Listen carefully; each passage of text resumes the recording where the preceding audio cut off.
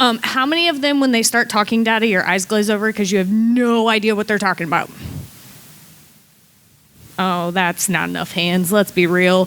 Okay, the great thing about sales is that you guys actually produce most of the data. Did you know that? Most of the data in your system should not just be the fact that I went to an Atlanta Hawks game and I bought 4 tickets and I charged a MasterCard for, $370. The data that should be in your system are the conversations you're having, their likes, their interests, the other things that they do outside of being a sports fan or a racing fan or whatever, because that's how you're going to get them to engage with your program beyond just their seats. How many of you have events outside of your organization in your facility? So the Atlanta Hawks probably have concerts in their arena, right? What other sports we got in here? Baseball, there's always random concerts on a baseball stadium too. Any college athletics people in here? Yeah. You guys have a bazillion sports, right? You've got like at least 10. You probably take it at least 2 of them, if not 4. So you can take a look at all of these different things that your customer is doing, even if it's not directly related to what you're talking about. You're going to plug that into your CRM system in a contact report or all that other fun stuff. But did you know that you can then use that to pull that out as a target list for your calls? It's nice because say you have a football game on Saturday, but you also have a concert on Sunday. Do you think that you could probably package sell that? Well, you wouldn't be able to do that if you don't know that they like country music and that's playing on Sunday, right? How many of you sit with your teams and develop who you want to target for your sales? Nobody? You guys all just have your sales list pre-programmed into your CRM or whatever you're using and you're done? Yeah? Okay. We're not going to do that anymore. Sit down and decide who you want to call. It's not just, let's pull a report for everyone that bought tickets in the last 5 years within XYZ. That's boring. That's just plain data. You don't know that they're going to be engaged with you, right? But, as you know, you guys probably have engagement markers or other things in your CRM, right? Okay. So if you were to pull a list of all of these things, and in your head you're going, we've got this really awesome soccer game, we got this team coming in from New York. Well, how many people do I know that I've talked about or have made other notes in their account that they have some relation to New York that don't have tickets yet, right? You got to think outside the box. So someone tell me, over the conversation with a customer you've had, a unique fact that you've learned in the last week about one of your top customers. Someone's had a sales call. Anybody? Come on. Nobody has learned anything about their customers today or in this week? Baby, perfect. Awesome. Is it their first child? Second. Okay. So now you know that the next time you talk to them, or if they get pushed up through the pipeline of salespeople, you know that you're going to have a family focus, right? Is that noted anywhere on their account? In the CRM. Cool. Now, when you have a family event in the arena, you know that they're going to be on the list, right? And you're purposely made that note so that way you can get them on the list so they'll spend a little bit more money and come back to your organization more times, right? That's the great thing about data. Think about something unique about yourself. I'm going to call on someone randomly, so don't be scared.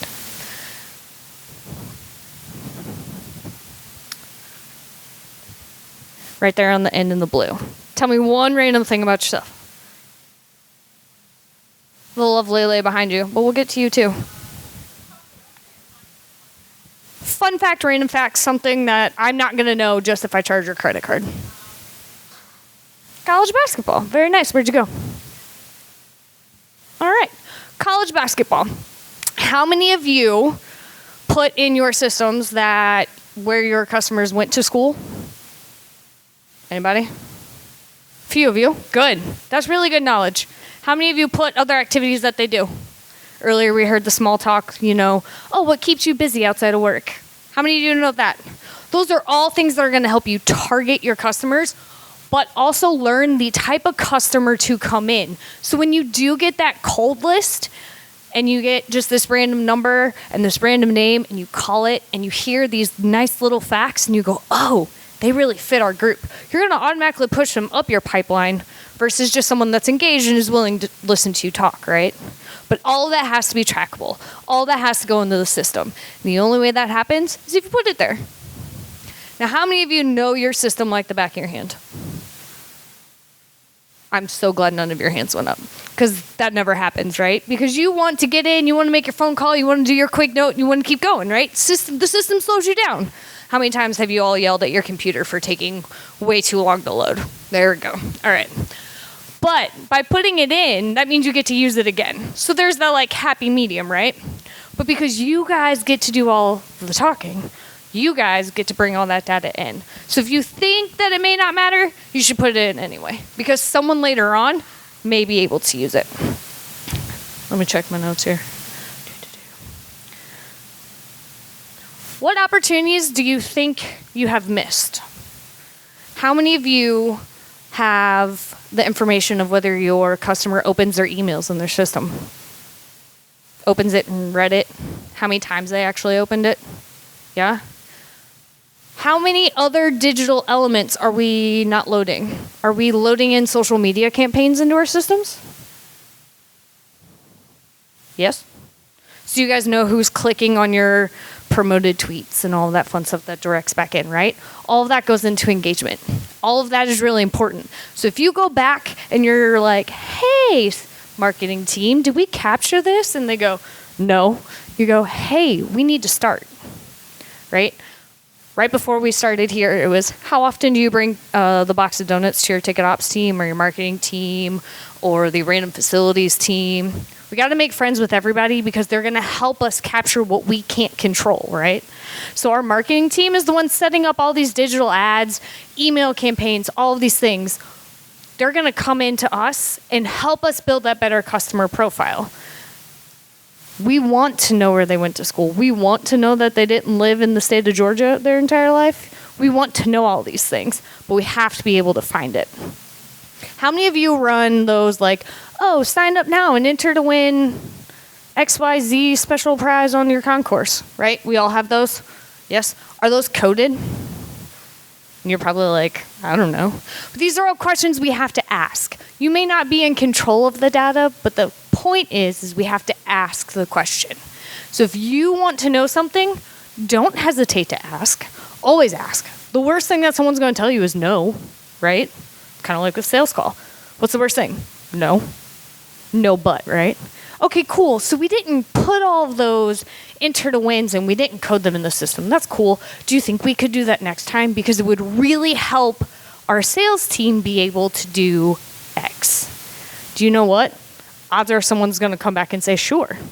You want to know how I know that? I was that person. You know, when we go through tracks, right? I was a ticket ops person. I did not do sales. But I was the one that sat down with our sales team every week and went through who we got to call, why we got to call, what we want to do, and create those lists. I have this really awesome habit of asking the question, why? Who else likes that question? Come on, guys, we're so close to lunch. There we go. All right, why is a great question? Because it allows people to think. They have to think about what they're going to say. It's not just a yes or no. Why are we doing it? Well, how many of us have heard, well, that's the way we've always done it? How many hate that phrase? Yes. So asking questions, even if it's not going to get you anything right away, is so important because you guys know the customers because you're talking to them. So you have to be able to push your other departments nicely, but push them to think outside their box, right? Just as someone else is going to come push you to reach that sales goal and you're like, man, my pipeline, it is just not working for me this month. Like, it's just not moving. What are we going to do? Think outside the box, right? Got to ask questions, got to push other people to work together because data is not just a ticket ops thing or your data analysis team's thing where they get to hold it hostage and just give you this pretty little report. It's a team effort. We all have to know a little bit to understand who our people are, right? Let's see what else I left off here. How many of you are working with teams or working with your departments to test things out? How many of you have heard like A/B testing with emails? Has anybody heard that in here? Yeah, a few of you? Awesome. How many of you have come up with this really awesome like group night? Like I'll use the peanut free zone in baseball. How many of you have thought of something really just kind of off the wall and wanted to try it, but didn't actually talk to somebody? Come on, everybody's had that fun idea, right? We have to be willing to test things. We have to be willing to try, which means we got to talk to people. A/B testing, for those of you that don't know, is where it sends out this early blast to a small percentage of your email database with multiple options of what the email looks like. And based off how many people open which option is what option will be sent to everyone else on that email list. Which is really awesome because it helps to train us what our customers want to see, right? If our customers are really into videos and we have a video as the first thing that they're going to see and they're going to click on it, then it's going to train us to do those things. If they're like, no, we hate video because it takes too long to load and I just want to get to the point, they're going to click on those and then we know. So that way we're not wasting our time just trying things out and throwing it up there and hoping it sticks to the wall like a string of spaghetti. But we also have to try out other fun things that don't have clear data based off your gut and what you've been talking to people, right? So I love the fact that baseball stadiums now have been doing like these allergy-free zones for certain games. They'll go in, they'll deep clean the seats, and they'll really gut out the kind of concession stands and bring in those allergy-free areas. Because peanut allergies, gluten allergies, they're a big thing, right? But we don't want those lifestyle elements that people unfortunately don't get to choose to hold them back from experiencing the amazing things that we have to offer. So now a couple of teams have tried this out and it's working very well for them. And so it's expanding across MLB. And now families can come and not fear of having an allergic reaction or not being able to eat or kind of being in the spot where they're just uncomfortable. It's because we tried to test something. So as you guys are talking to your customers, talking to your potential clients, they come up with these random ideas for, oh, this would be really cool if we had this in the suite, or you think it would be really cool to do something. Talk about it. Because the worst thing that's going to happen is someone's going to say no. But if you have your customers talking to you about these things and you're building off of that, that's data. Yes, it may not be in a spreadsheet. Hallelujah. But it's still data, and it's still going to be helpful for you to get that across. So make sure you guys are taking those notes, even if you don't plug them in. Keep them in your brain. You guys know your people. You guys have the best job. You get to know the people. You're not just behind the computer. You're not just behind the phone.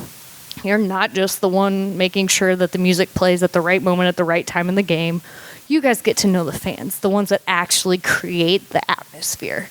Use that to your advantage. Bring that in. Bring in their love and creativity and all of the crazy things our fans come up with, because they come up with some fun ones, right? They do.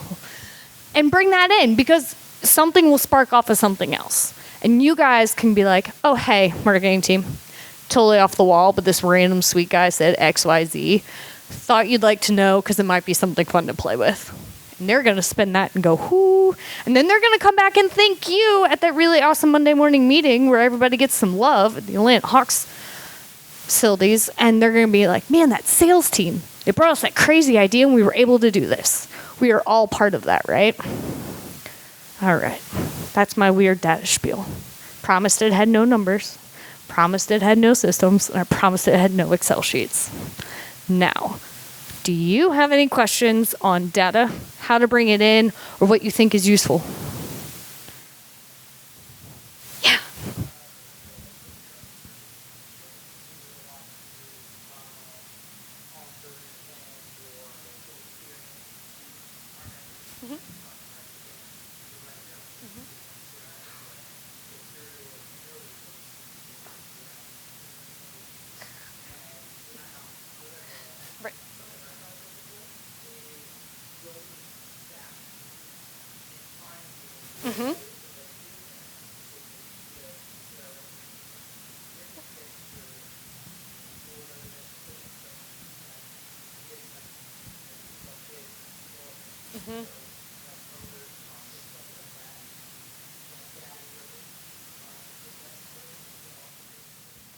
Yes.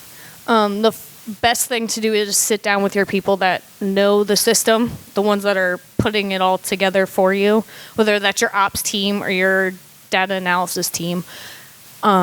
Because every system, while it looks like it's cookie cutter, is not, and everybody melds it to what they need it to be. And I can guarantee you there's multiple unused spaces that are very easy to track for categories like that, like families or concert goer or XYZ.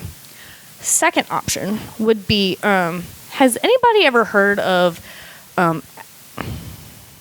Axiom, the data captured people? Yeah.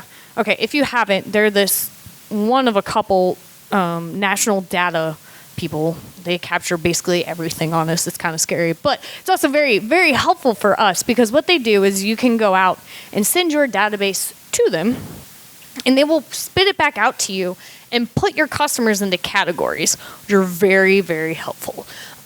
Based off of whatever you want. They have total personality clusters, persona clusters as they call them. You can do it based off of spendable money that they have or other activities. It finds out a lot of stuff, but it can dump back into your system, right? So if you're using Ticketmaster, if you're using, we all Ticketmaster in here? Anybody else using something different? Oh, it so nicely dumps into Ticketmaster. Arctics, there are spots for it. So it dumps in there, and then you can generate those lists and not actually have to start tracking all that on your own. Now you're just kind of updating, making sure that what is in there fits those clusters. So there are ways, but first and foremost, don't keep spreadsheets because you're the only one with that spreadsheet, right? You want to share it with your team. So sit down. If you guys know that you have like 5 things that you want to track, right?